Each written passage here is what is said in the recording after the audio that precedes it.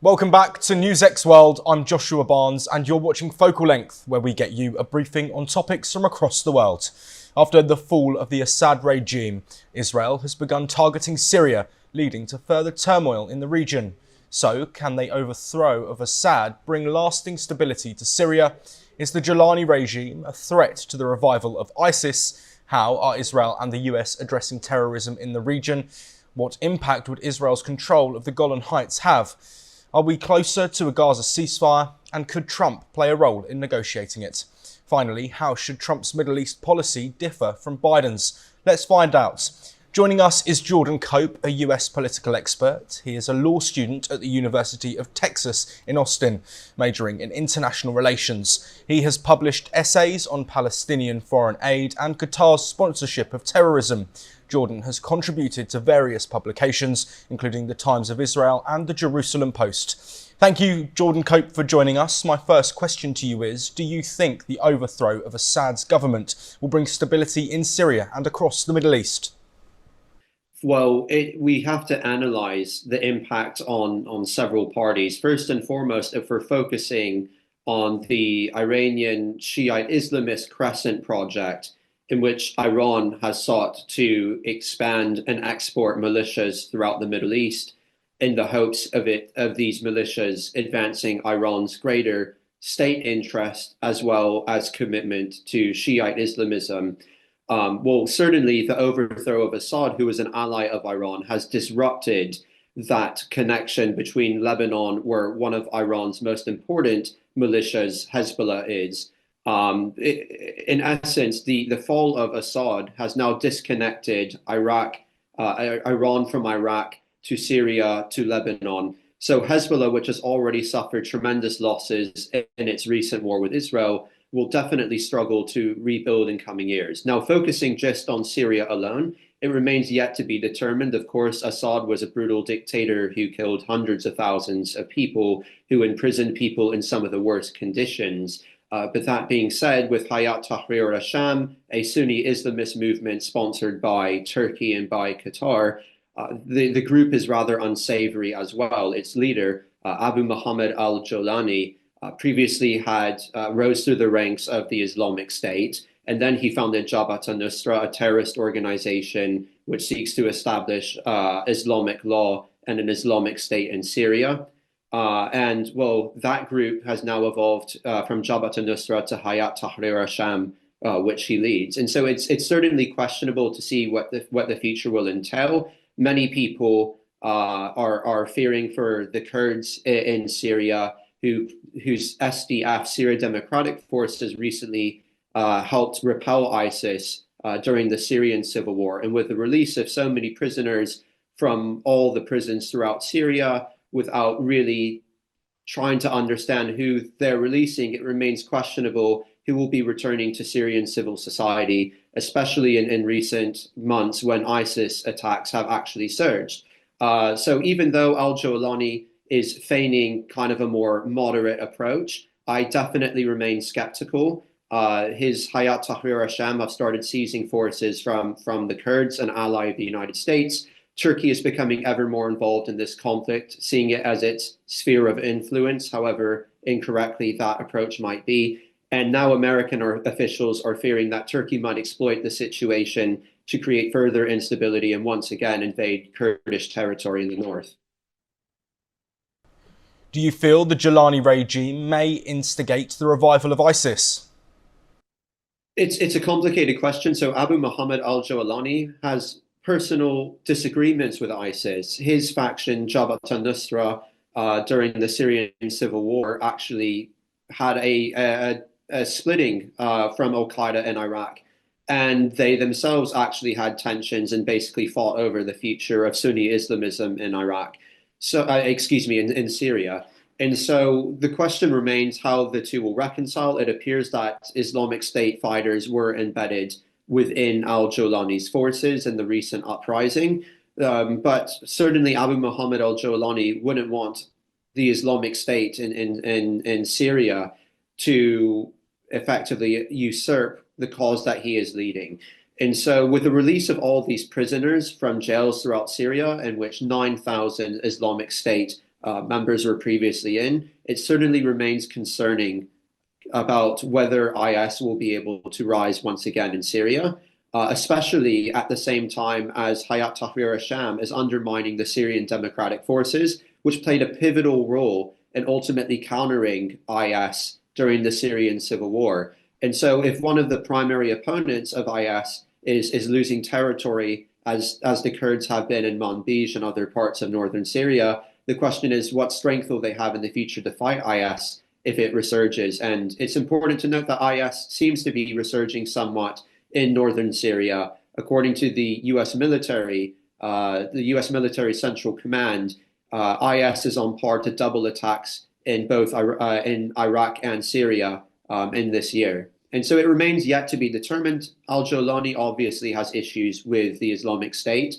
The question is, how will IS evolve into the future framework of this new Syria? What role do you think Israel and the US are playing in countering terrorism in the Middle East, and particularly in Syria? Well, Israel and the United States have played a very significant role in the US. Let's explore a little bit beyond Syria just for the time being. Israel has had to endure a seven-front war with Iran in its terrorism proxy militias throughout the greater Middle East. Israel's had to fight, obviously, Hamas in Gaza, Hezbollah in Lebanon, as well as in Syria, Iraqi militias that have sent missiles towards Israel, the Houthis in Yemen. And of course, it's also at times had to respond to Iran, which ultimately unleashed this greater Middle East war when it helped fund and sponsor the terrorist groups that on October 7th ultimately invaded Israel unilaterally, killed 1,200 people, innocent people in most barbaric fashion. And so Israel, for the sake of its own security, has had to respond to all of these groups, whether it's Hamas or the Islamic Jihad or Hezbollah. And so what Israel has done is set a new precedent for the Middle East. So many untouchable leaders of terrorist groups throughout the Middle East have been taken out by Israel, whether it's been Ismail Haniyeh on Iranian soil, the former head of Hamas's political bureau, as well as, just looking at Lebanon, where Israel took out Hassan Nasrallah and Hashem Safiaddin, the secretary generals of Hezbollah, who were once deemed untouchables. So Israel has certainly created a new precedent in the Middle East. Those who attack Israel, Israel will commit to sustained responses in the future, not only to taking out their leaders, but to undermining their forces. Israel has effectively undermined Hamas's capabilities, killing at least 17,000 of its fighters to date, and reducing its capabilities to what Israel has declared is no longer a military force. So Israel has achieved tremendous successes in destabilizing Hamas and destabilizing Hezbollah, which effectively lost a few thousand soldiers in the recent war. And of course, now having been cut off from Syria, it will be very, very difficult for their infrastructure to be rebuilt. So, of course, the United States has supplied Israel with intelligence throughout these wars. Sometimes the United States might have some of its officials in the top administration might have actually leaked some information at times, which has been unhelpful for Israel, such as when it was going to invade Lebanon, such as regarding the details of its proposed response to Iran on occasion. But for the most part, this Middle East that we are currently witnessing is one very different, and one hopefully that has some optimism for the future. What will the impact of Israel taking control of more territory in Golan Heights be? So, as of course you know, Syria right now is quite unstable. The future remains yet to be determined. The question is what's going to happen with a lot of these militias that Hayat Tahrir al-Sham hasn't reined in. The leader of Hayat Tahrir al-Sham, Abu Muhammad al-Jolani, is currently seeking to try to incorporate all of these militias into the future defense ministry to kind of alleviate tensions and divides. But all of this being said, many in Syria certainly fear for their future, especially Syria's minorities. The Druze in the southwest of Syria have already asked, to some degree, for Israel to actually incorporate them into Israeli territory, fearing the future that they might have to endure under a Sunni jihadist state, effectively. And so the Golan Heights, in regards to Israel, remains of pivotal importance. Israel already controls a significant amount of the Golan Heights. The question will be what will happen with Mount Hermon in the future, which Israel now controls. The reason that this area is so important is it's mountainous, meaning that if Syrian jihadists, Syrian militias in the future wanted to attack Israel, they certainly could, and they certainly can do significant damage with the geographic advantage that the Golan Heights provide. Of course, they could send rockets into the heartland of Israel, into major cities, and this would be, of course, very detrimental. So it's important for Israel to assess what the future of Syria will look like in terms of security.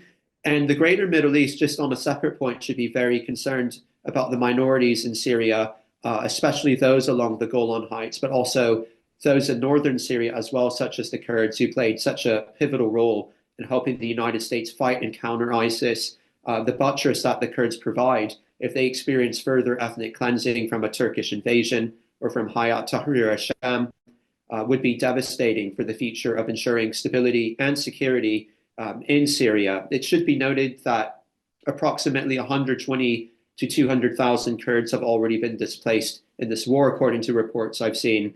Syria is certainly unstable. And fortunately, some Syrians in the Golan Heights in the southwest have reportedly actually returned weapons from the Assad regime to Israel, especially those that impose concern of chemical elements. Is the Middle East inching closer to Gaza ceasefire?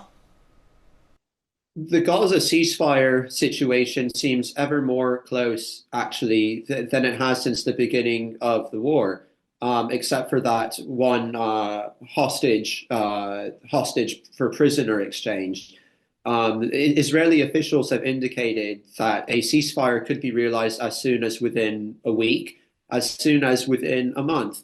Of course, these details remain yet to be determined. It appears that Hamas, which has suffered significant losses, is coming slightly ever more so to its senses, which really never existed.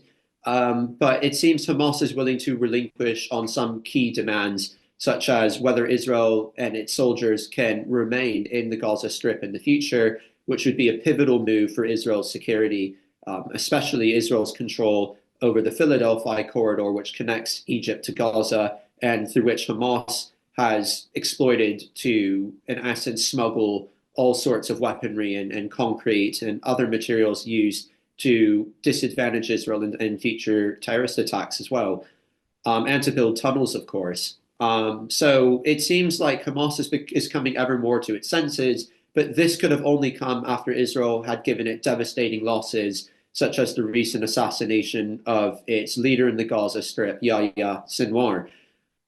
So it remains yet to be determined. There have been so many offers and proposals on the table that have yet to have been realized, but it seems that they are at least willing to concede to several key demands at this point.